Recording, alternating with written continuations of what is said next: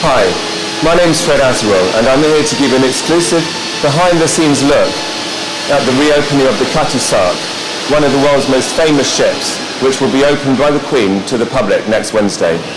What you see here is the result of a £50 million, 6-year conservation project to restore the legendary tea clipper, originally built in 1869, and which survived a devastating fire in 2007, just after the project started. And we'll be in good hands for our tour with the director of the Cutty Sark Trust, Richard Doughty.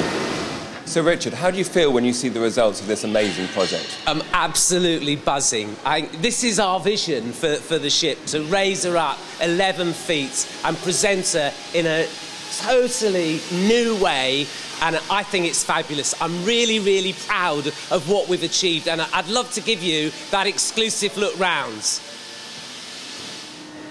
So Richard, it's a great idea to raise the ship up 3 metres above the ground so you can see the hull. I gather this is the first time that's ever been done in any ship in the world. It absolutely is. We are standing right underneath a 3-masted sailing ship. This is a world first. No one has ever done this before, and there are huge benefits to it because anyone can come down and see the beautiful lines of this incredible hull on the Cutty Sark.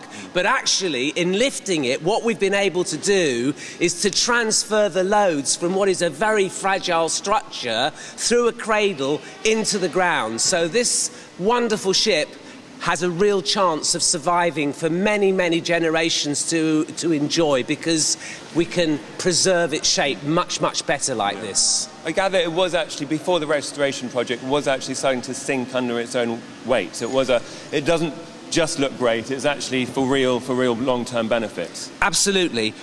We're in a dry berth, specially created in 1954 to take the Cutty Sark. We're actually now standing on a suspended floor. So the ship's keel was resting on a concrete altar, another sort of 4 feet below us where we're standing now. And the weight that was bearing down on the ship was causing that very sleek hull to start to sag, and there was a very real danger of structural collapse. You know, this ship could have become matchwood at the bottom of this dry dock. What this conservation project has done has preserved it for the future. So Richard, it's a very beautiful ship, it's a very elegant ship. Why does it look like this, and why is it so special? Well, this is a ship that's been designed for speed. Jock Willis, the man that commissioned Cutty Sark, he wanted to win the tea races. He wanted something that would bring the harvest of tea back to London as quickly as possible. So this is really, you can trace the origins of this design back thousands of years, and it's really the epitome of the age of sail. This design, this very long, sleek, narrow hull, this raking, sharp, cutting edge, you know, the fact that she carries something like 3/4 of an acre of sail. She ploughed, she was doing 300 miles with a fully laden cargo on board.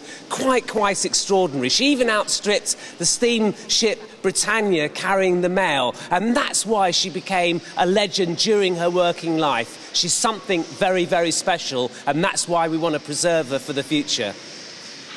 Why don't I take you inside and you can actually see the cargo hold itself? We're actually now going to enter the ship through this opening. You can see the structure, you can see these huge teak planks, they're called strakes, you can see the wrought iron frame. So we're actually passing through into the lower hold of the ship. This is the mizzen mast here, and we're standing underneath and on tea-chest because there was no deck on this level. This ship had 300 tons of ballast, and the cargo was just built right up to the underneath of the main deck itself. And apart from tea, obviously that's what the ship was designed for. But what other kind of interesting cargoes did it bring in its career? Well, she was initially built to go to China to bring back tea, and that was her original purpose. But very quickly she became famous as a wool clipper. So wool was one of the big cargoes that she carried. But frankly, all sorts of things, from beer bottles and shark's teeth to pianos, quite extraordinary actually the range of material that this ship has transported during its working life. When it was under the British ensign, the principal cargoes were coal out there, wool back, but later on, when she flew under the Portuguese flag, they changed the rig, she was able to go to virtually any port around the world. So very varied, pig iron, quite extraordinary. I gather she also actually at one point was transporting buffalo horn, is that true? That's true, yes. One of the many weird cargoes that this ship has carried. But the great thing is, this is the ship. And so if you come through here, you can see the white frames. These are the frames of Cutty Sark. These are the original hull planks. There's grey steel in here as well. You can see these beams and these McAloy bars coming down. It's like an inverted coat hanger. This is the cradle that we use to lift the ship up and which now carries the load of the ship and indeed the deck that we're physically standing on. And you can also see other grey areas where we've overplated the original wrought iron with steel to strengthen the ship. But essentially, all the original fabric is still here. This is the fabric that was here at the time of the fire in May 2007. But you get a real sense of this space. I mean, for example, Cutty Sark carried enough tea to make more than 200 million cups of tea. So immediately you start to get a sense of the volume that this ship was capable of carrying. And the huge appetite for tea in the UK back in the 19th century. Well, this ship was feeding that, absolutely. As the price of tea fell, then it became a product that everybody could enjoy. So, Richard, a slightly different atmosphere on this deck. Where are we now, and what story are you telling up here?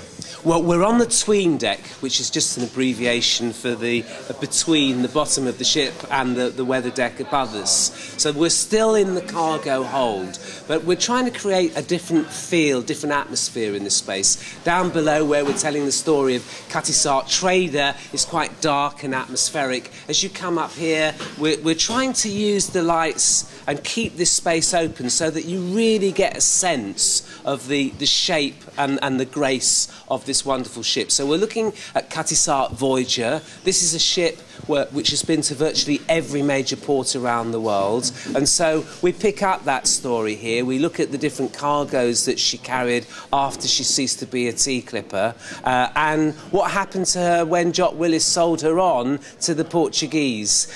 In here there are lots of touch tables and games, many of which you can download onto our free app, and it's just an opportunity to get a sense of where this ship has been to. So in the Merchant Navy, the crew lived on the weather deck itself. So why don't we go up and have a look at the accommodation for the men that sailed this ship.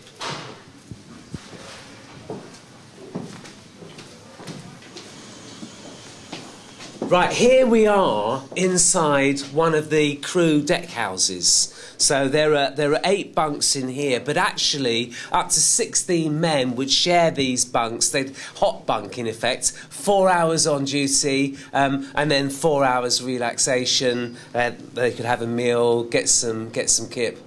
So I guess it's not built for comfort, at least not for the men, at least not for the crewmen. Well, I think compare this space to the officers' accommodation and you'll answer that question yourself. So we're going through the hatch, backwards down the stair. This was put in by the Portuguese, and this is the master's cabin. So this is the master's cabin. Believe it or not, one of the masters used to have a 4-poster bed in here. This is a real world apart, absolutely. As I said, the master used to have a 4-poster bed here at one time. So they had their own little luxuries. Behind us were the heads, so he had an ensuite room, if you like. And then through this door in here is the saloon. And that's where they would dine, where they would study the charts, where they would while away their evenings. So, Richard, they would have had a coal fire, nice skylight, a nice deck for dinner and for charts. Not so bad, really. It's not so bad at all. You could even put your port bottle and your glasses into this wonderful little contraption so that you didn't have any spillages. This is a very, very comfortable space. If you want to sit down and dine, you just pull the back of the chair back, you sit down, there's a pantry behind us, the steward would serve us a very nice meal. If you want to do some serious studying and spread out your charts, the back of the chair moves forward so that you can study the map and plot your routes. And what kind of things would have been on the menu? Well, I mean, the ship actually carried livestock. So, fresh eggs for breakfasts, there were pigs underneath the monkey forecastle deck, there were chickens, so there was plenty of fresh meat and vegetables on these voyages. They didn't do too badly.